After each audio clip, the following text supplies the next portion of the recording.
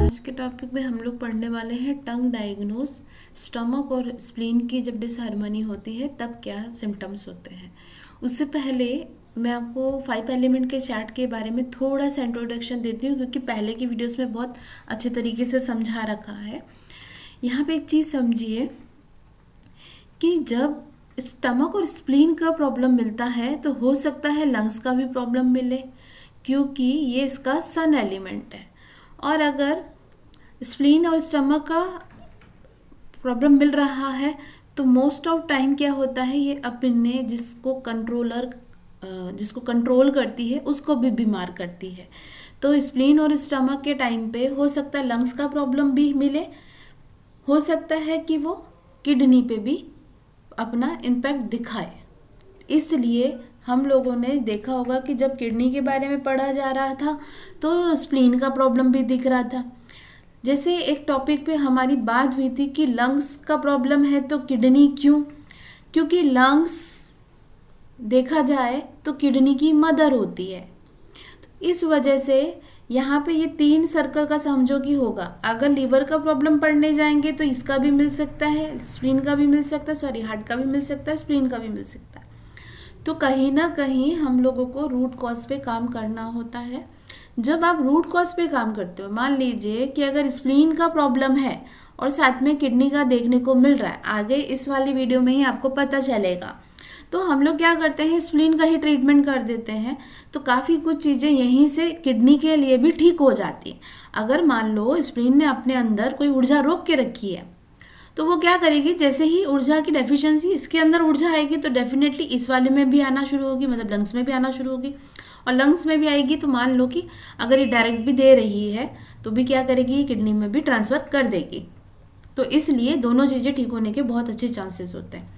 अगर आप सिर्फ किडनी का ट्रीटमेंट देखते हो, मतलब किडनी वाली चीज़ों में आप आज जैसे किडनी का भी प्रॉब्लम आपको दिखेगा जब हम लोग टंग के बारे में बात करेंगे, तो आपका कहने का ये होगा कि किडनी को ठीक कर दे तो फिर तो ठीक ही है ना। नहीं, ऐसा नहीं है, क्योंकि उसमें स्टमक और स्प्लीन का भी दिखाया जा रहा है। तो हम लोग क्या करते हैं, स्प्लीन और स्टमक को ठीक करते हैं।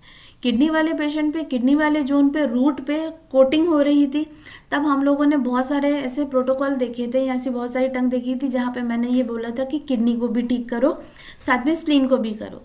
क्यों, स्प्लीन का एक मेनली रीज़न ये है कि इसकी कंट्रोलर होती है। सेकेंड रीज़न ये होता है कि जब भी कोटिंग होती है तो हमारा ध्यान स्प्लीन की तरफ जाना चाहिए। कोटिंग का मतलब ये होता है कि डैमनेस, ह्यूमिडिटी, आर्द्रता, नमी, ठीक है। तो उस कंडीशन में हम लोग इसलिए स्प्लीन को देखते हैं, और स्प्लीन का नेचर ही ह्यूमिडिटी है इसलिए।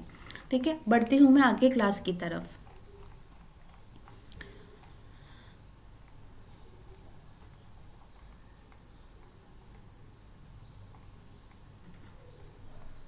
स्प्लीन और स्टमक का पहला जो ट्रीटमेंट या पहली जो टंग है वो ये रही।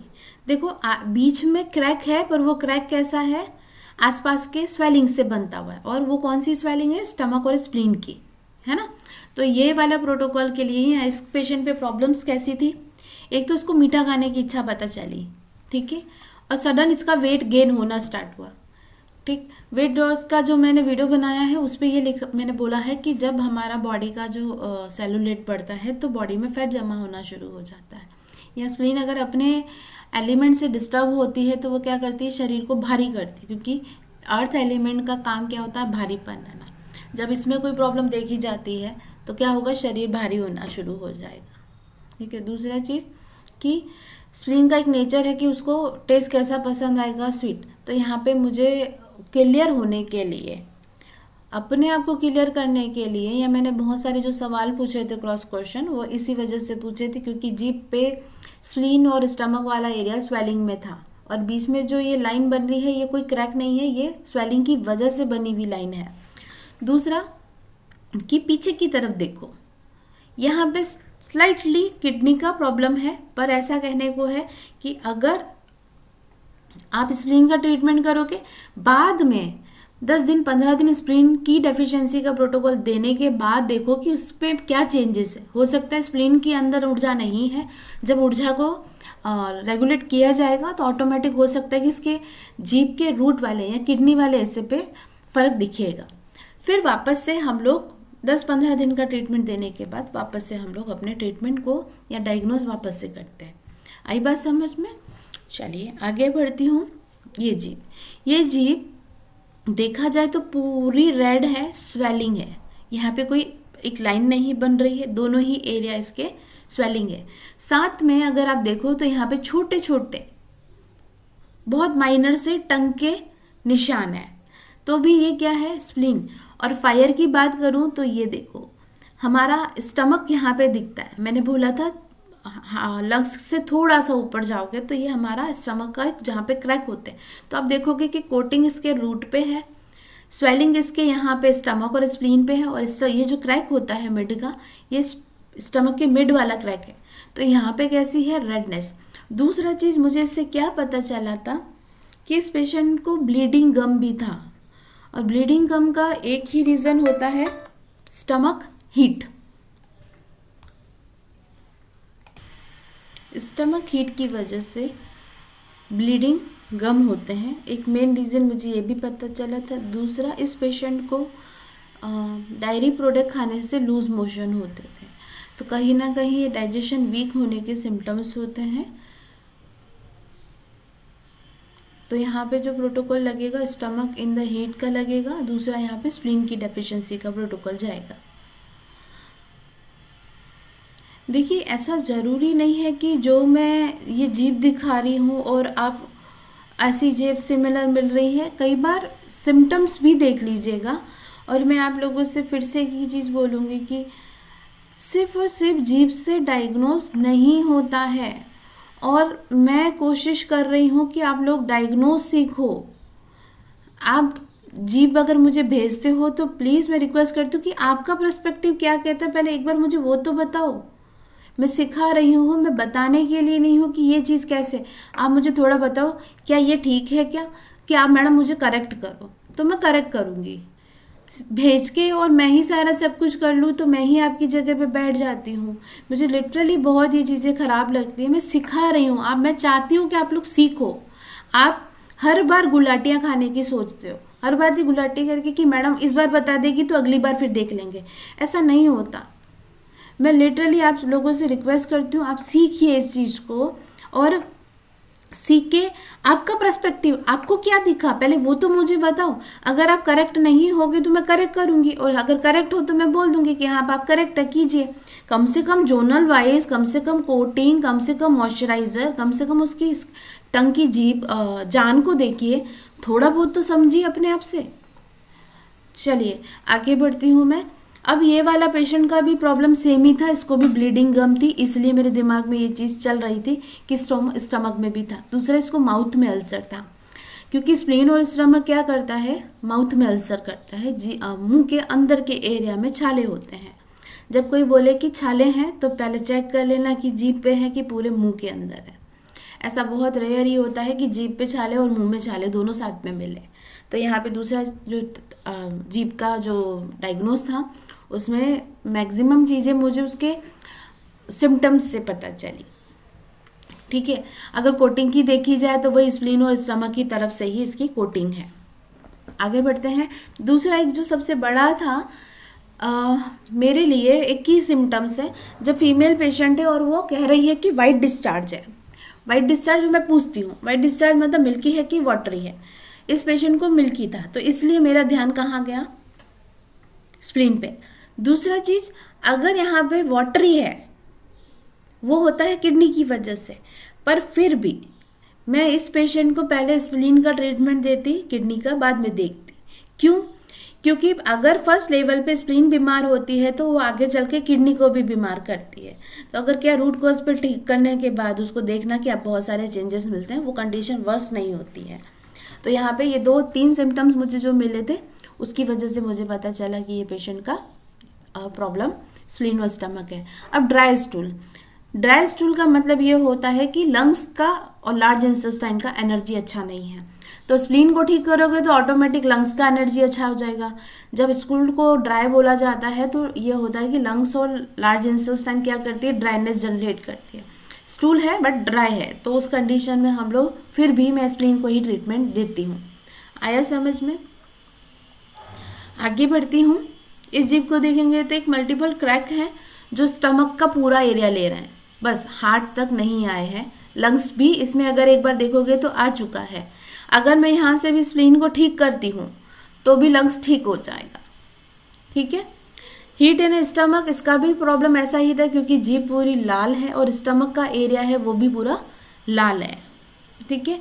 अगर मैं बोलूँ जो ये बीच की जो लाइन बन रही है ये आसपास के एरिया से स्वेलिंग की वजह से भी है और क्रैक भी है। तो ये स्प्लीन की डेफिशिएंसी, स्टमक यिन डेफिशिएंसी। यिन डेफिशिएंसी इसलिए क्योंकि कोटिंग भी आ रही है, और मैंने बोला था कि स्वेलिंग कई बार ऐसा होता है कि कोल्डनेस की वजह से होती है। ठीक है। पेशेंट को heat feeling in the stomach, stomach में हॉटनेस की फील हो रही थी, गर्मी फील होती थी, ऐसे लगता था कि गर्मपन। ये जलन नहीं है, ये गर्मपन है। आया समझ में? फटीग मतलब ऐसी थकान थी, ऐसी थकान भी नहीं थी कि बहुत बड़ी थकान हो, माइनर सी थी। ठीक है। ऐसा नहीं है कि स्प्लीन का पेशेंट है तो बहुत ज़्यादा उसको फटीग रहेगी या उसको कमजोरी रहेगी, ऐसा भी नहीं होता। तो इसलिए इसके लिए मैंने जो पॉइंट्स का सिलेक्शन किया था, स्प्लीन की डेफिशिएंसी और स्टमक यिन डेफिशिएंसी। अगर स्टमक यिन डेफिशिएंसी का ट्रीटमेंट दिया जाता है तो धीरे धीरे उसके बाद जाके स्टमक की हीट कम हुई थी। यहाँ पे एक सिम्टम्स है ये। ठीक है। जिन लोगों को थोड़ा सा ऐसा भी, ऐसे जीभ वाले पेशेंट को क्या होता है कि सोने में भी आसानी नहीं होती है। मतलब मैं समझाऊँ, अपनी भाषा में समझाती हूँ कि जब स्टमक की हीट फील होती है ना तो पेशेंट को सोने में आसानी नहीं होती। लाइक उसको लगता है कि या तो मैं कुछ ठंडा पी लूँ या पानी पी के सो जाऊँ। स्टमक में जब हीट फील होती है ना। अब मान लीजिए कि ऐसा कब होता है, मैक्सिमम टाइम पे देखोगे तो रात के समय उनको लगेगा कि भूख नहीं लग रही है, स्टमक में हीट फील होती है, तो वो पानी का गिलास पी के उसको शायद ठंडा करते हैं। शायद का मतलब है कि उनको फील होता है कि ठंडक। अब उसी टाइम अगर उनको नींद आ जाए तो ठीक है, नहीं तो फिर से वो उठ के पानी पी के फिर सो जाएंगे, तो इसको बोला जाता है स्टमक हीट। तो पहले लेवल पे ये दोनों ट्रीटमेंट किया जाएगा तो स्टमक हीट भी धीरे धीरे कम हो जाती है। बढ़ते हैं नेक्स्ट टॉपिक पे। ये है heat in stomach, yin deficiency भी है और लीवर की स्टैग्नेशन भी है। लीवर की स्टैग्नेशन इसलिए कह रही हूँ कि ये जो क्रैक है वो बहुत ज़्यादा है, आसपास में देखो कोटिंग भी है, पर ये हल्का सा उभार सिर्फ और सिर्फ लीवर एरिया पे है। ठीक है। इसकी टंग का कलर देखोगे तो रेड भी नहीं है, पिंक से थोड़ा सा लाइट है, तो ये स्टैग्नेशन बता रही है। दूसरा चीज़, ऐसा भी नहीं है कि मैंने इसी जीभ को देख के लीवर की स्टैग्नेशन का प्रोटोकॉल दिया था, इसके पीछे पूरा डायग्नोज था। ठीक है। अब ये जीभ तो सबको समझ आ रही है, ये भी वैसी ही जीभ है। स्प्लीन, स्टमक और किडनी। प्राइमरी लेवल पे स्प्लीन को ट्रीटमेंट देखो तो क्या होगा, हो सकता है स्टमक भी अपने आप से ठीक हो जाए, हो सकता है किडनी भी ठीक हो जाए। ऐसे पेशेंट पे जब इसकी स्किन टंग का कलर देखोगे तो पेल कलर है, बिल्कुल येलो कलर में मैच खा रही है, क्योंकि स्प्लीन और स्टमक का जो कलर होता है वो येलो होता है। तो ये टोटली इन्हीं 3 चीज़ों को लेके रिप्रेजेंट कर रही है। इसके बाद वाली चीज़ें नहीं है कि कोई हीट नहीं है, कुछ नहीं है। कलर को देख के बोल रहे हैं। स्टैग्नेशन का भी ट्रीटमेंट नहीं दिया गया था, फर्स्ट लेवल पे सिर्फ और सिर्फ स्प्लीन और स्टमक का ट्रीटमेंट दिया गया था। प्राइमरी लेवल पे पूछोगे तो स्प्लीन का ट्रीटमेंट दोगे तो बहुत अच्छे रिजल्ट थे। अब ये वाली जीभ बड़ी अलग है। ठीक है।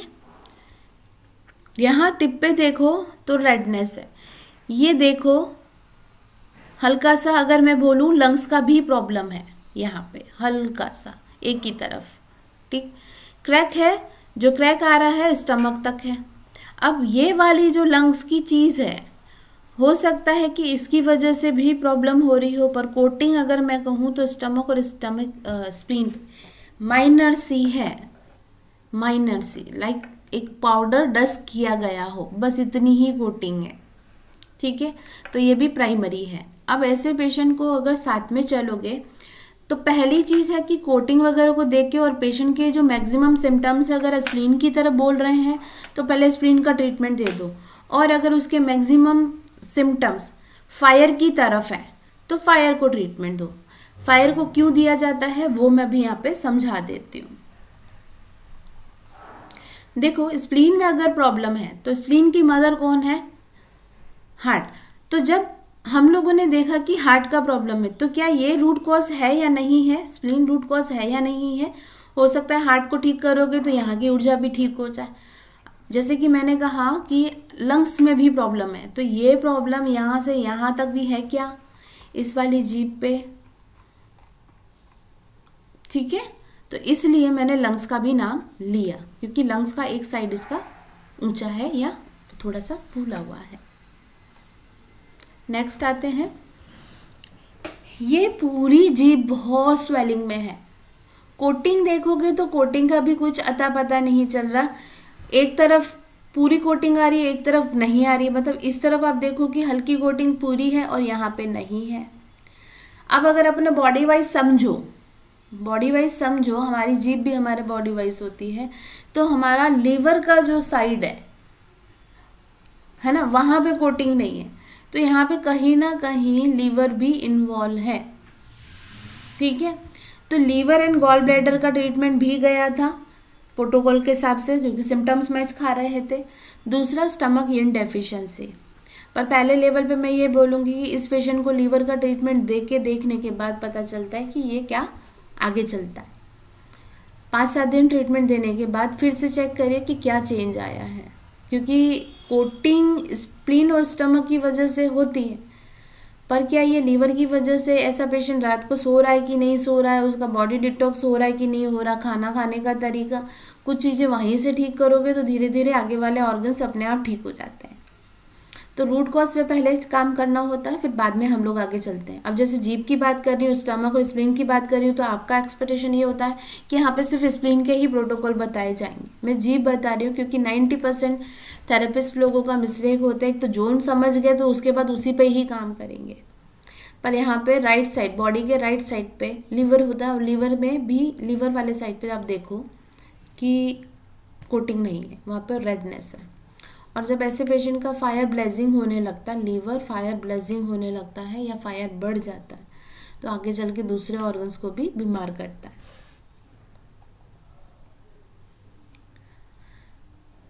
अब ये जीभ वाकई में ओल्ड एज की है, बहुत पुराना, मतलब बहुत पुराना डिजीज है ये।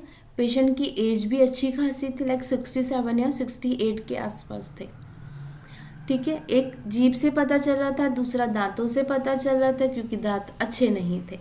एक एज होने के बाद दांत और बॉडी फिजिकल देखने के बाद भी मुझे ये पता चल रहा था, एक तो एज थी, तो बाकी सारे सिम्टम्स इनके लंग्स की तरह, और सॉरी किडनी की तरफ जा रहे थे।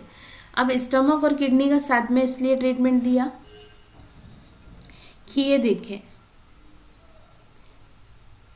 सबसे जो रेड निशान जो पड़ रहा है वो स्टमक पे है, और स्टमक की हीट होती है तब पेशेंट को किस तरह के प्रॉब्लम होते हैं मैंने पहले भी बताया। उसमें की सिम्टम्स होते हैं, की सिम्टम्स में होता है ब्लीडिंग गम होना। ब्लीडिंग गम होने का मतलब ये कि बहुत कम पेशेंट को ये समझ होती है कि मेरी जीभ पे मेरे मसूड़ों से खून निकल रहा है, तो उनको ये नॉर्मल लगता है। अगर ये चीज़ है तो हम लोग इसीलिए इसका ट्रीटमेंट फॉलो करते हैं। पूछने में पता, वाकई में पता चला दांत तो वैसे ही कमज़ोर थे, मसूड़ों में भी दिक्कत थी, इसलिए ये हीट भी मानी गई थी स्टमक की। आया समझ में?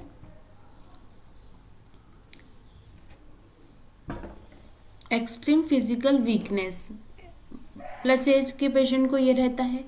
पेन इन द बोन, हड्डियों में भी दर्द था, इसलिए प्लस एज का पेशेंट था। और ये सारे सिम्टम्स किडनी की तरफ मैक्सिमम जो थे किडनी की तरफ लेके जा रहे थे। पर साथ में यहाँ पे जो ये रेड निशान था, क्रॉस चेक करने के बाद पता चला कि ब्लीडिंग गम भी है इनको।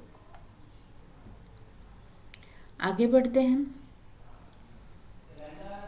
ये जो जीभ है ये एक फीमेल की है। जीभ पे छोटे छोटे आसपास में दांत भी हैं, स्प्लीन की डेफिशिएंसी। एक कोटिंग बन रही है यहाँ पे, न्यू है, बिल्कुल नई कोटिंग है। सेंटर पे भी बनना भी स्टार्ट हुई है, यहाँ पे बहुत लाइट डस्की है, और यहाँ से जो बन रही है वो नई बन रही है, ठीक है। हल्का सा है, स्लाइटली रूट से है, ठीक है, तो इसलिए यहाँ पे स्प्लीन स्टमक, अगर स्प्लीन का ट्रीटमेंट देते हो फिर किडनी का भी ट्रीटमेंट दे के देखना, पर पहले लेवल पे स्प्लीन को ही ट्रीटमेंट देना है। आगे बढ़ते हैं। ये पेशेंट का जो मैक्सिमम था, सारे सिम्टम्स उसको डिप्रेशन का बता रहे थे।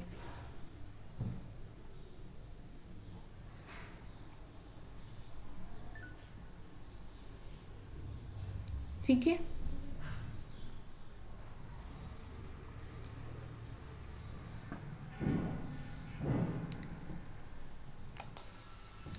सॉरी फोटो 2 बार अपलोड हो गई थी।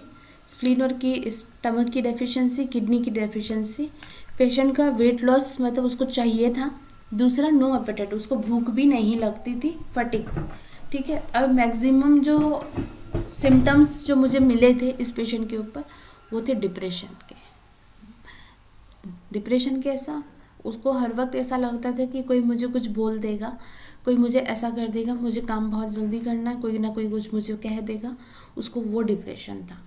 ठीक है, तो ये डिप्रेशन क्या है, वरी करी एंड हरी वाला, हर काम को जल्दी करने का जब टेंशन होता है, एक एक्सटर्नल फोर्स पड़ने लगता है जो स्प्लीन को डैमेज करता है। अगर मान लीजिए कि आप फीमेल के अंदर देखोगे कि उनको डेली रूटीन के काम को लेके भी फियर है, तो उनका स्प्लीन डैमेज होता है। और अगर ये एक्सटर्नल तरीके से या फोर्सफुली किसी चीज़ को प्रेशर डाला जाता है तो ये डिप्रेशन भी जनरेट करता है। तो ये डिप्रेशन कैसा था, किसी काम को जल्दी करने का, काम को ख़त्म करने का।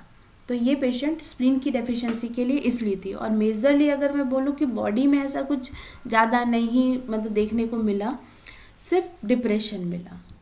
ठीक है, अब आते हैं कि ये वाली जीभ की बात करते हैं।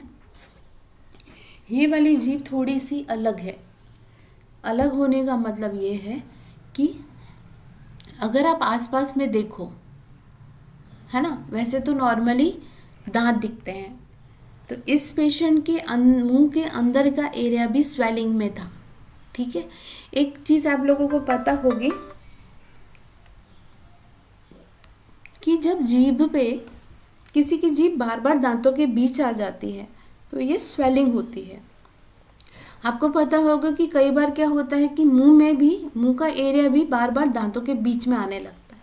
हम कहते हैं ना मुंह में कट लग गया, तो ये क्यों होता है, ये इसलिए होता है जब बॉडी में या स्टमक या स्प्लीन में स्वेलिंग होना स्टार्ट हो जाती है, तो उससे रिलेवेंट ऑर्गन पे या रिलेवेंट हमारे जो जहाँ पे हमें पता चलता है वहाँ पे भी इसको स्वेलिंग आने लगी थी।